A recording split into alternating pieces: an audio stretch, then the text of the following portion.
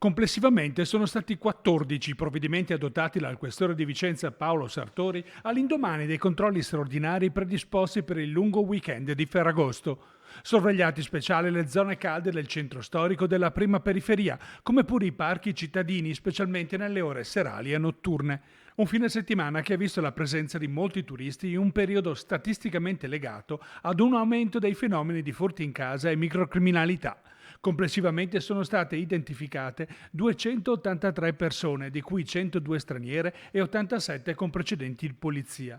Controllati anche 150 autoveicoli.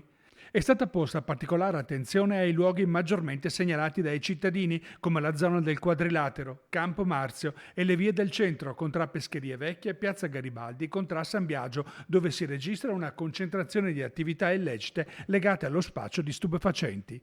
A seguito delle verifiche svolte dall'Ufficio Immigrazione della Divisione Anticrimine, sono state disposte 2 revoche di permesso di soggiorno per 2 pregiudicati con l'intimazione di lasciare l'Italia entro 14 giorni. 6 fogli di via dal territorio comunale per altrettanti pregiudicati italiani. 4 avvisi orali per soggetti denotati da una spiccata pericolosità sociale legate a reati contro il patrimonio o la persona. 2 ordini di allontanamento dal territorio nazionale entro una settimana per pregiudicati extracomunitari risultati irregolari in Italia durante i controlli. Denunciati inoltre in stato di libertà 2 persone per sfruttamento della prostituzione e immigrazione clandestina.